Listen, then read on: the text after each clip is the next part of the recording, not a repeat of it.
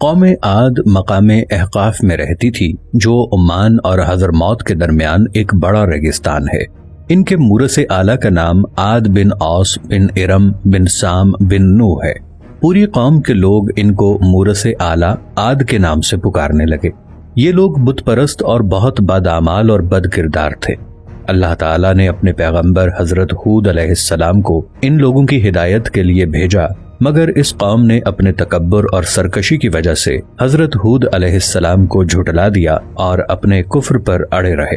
حضرت ہود علیہ السلام بار بار ان سرکشوں کو عذاب الہی سے ڈراتے رہے، مگر اس شریر قوم نے نہایت ہی بے باکی اور گستاخی کے ساتھ اپنے نبی سے یہ کہہ دیا، کیا تم ہمارے پاس اس لیے آئے ہو کہ ہم ایک اللہ کو پوجیں اور جو ہمارے باپ دادا پوجتے تھے انہیں چھوڑ دیں؟ تو لاؤ جس کا ہمیں وعدہ دے رہے ہو اگر سچے ہو۔ آخر عذاب الہی کی جھلکیاں شروع ہو گئیں۔ 3 سال تک بارش ہی نہیں ہوئی اور ہر طرف قحط و خشک سالی کا دور دورہ ہو گیا، یہاں تک کہ لوگ اناج کے دانے دانے کو ترس گئے۔ اس زمانے کا یہ دستور تھا کہ جب کوئی بلا اور مصیبت آتی تھی تو لوگ مکہ معظمہ جا کر خانہ کعبہ میں دعائیں مانگتے تھے تو بلائیں ٹل جاتی تھیں۔ چنانچہ ایک جماعت مکہ معظمہ گئی۔ اس جماعت میں مرثد بن سعد نامی ایک شخص بھی تھا جو مومن تھا مگر اپنے ایمان کو قوم سے چھپائے ہوئے تھا۔ جب ان لوگوں نے کعبہ معظمہ میں دعا مانگنی شروع کی تو مرثد بن سعد کا ایمانی جذبہ بیدار ہو گیا اور اس نے تڑپ کر کہا کہ اے میری قوم، تم لاکھ دعائیں مانگو مگر خدا کی قسم اس وقت تک پانی نہیں برسے گا جب تک تم اپنے نبی حضرت ہود علیہ السلام پر ایمان نہ لاؤ گے۔ حضرت مرثد بن سعد نے جب اپنا ایمان ظاہر کر دیا تو قوم عاد کے شریروں نے ان کو مار پیٹ کر الگ کر دیا اور دعائیں مانگنے لگے۔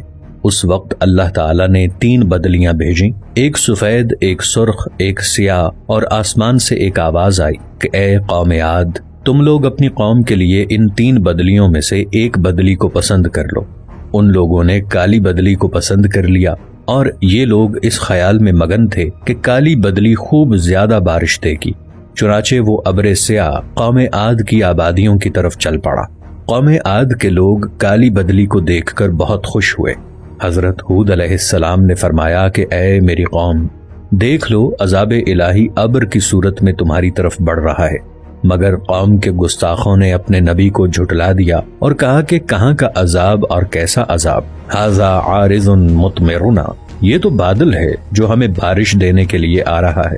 یہ بادل پچھم کی طرف سے آبادیوں کی طرف برابر بڑھتا رہا اور ایک دم ناگہاں اس میں سے ایک آندھی آئی جو اتنی شدید تھی کہ اونٹوں کو ان کے سواروں کے ہمراہ اڑا کر کہیں سے کہیں پھینک دیتی تھی، پھر اتنی زوردار ہو گئی کہ درختوں کو جڑوں سے اکھاڑ کر اڑا لے جانے لگی۔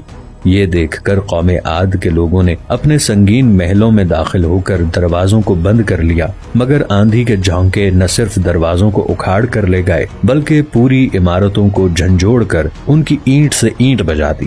7 رات اور 8 دن مسلسل یہ آندھی چلتی رہی، یہاں تک کہ قوم عاد کا ایک ایک آدمی مر کر فنا ہو گیا اور اس قوم کا ایک بچہ بھی باقی نہ رہا۔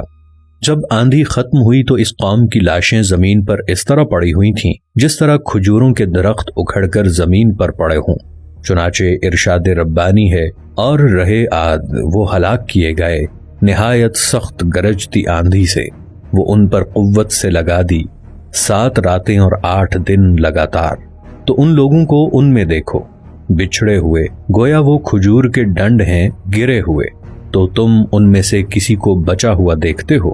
پھر قدرت خداوندی سے کالے رنگ کے پرندوں کا ایک غول نمودار ہوا جنہوں نے ان کی لاشوں کو اٹھا کر سمندر میں پھینک دیا، اور حضرت ہود علیہ السلام نے اس بستی کو چھوڑ دیا اور چند مؤمنین کو جو ایمان لائے تھے ساتھ لے کر مکہ مکرمہ چلے گئے اور آخر زندگی تک بیت اللہ شریف میں عبادت کرتے رہے۔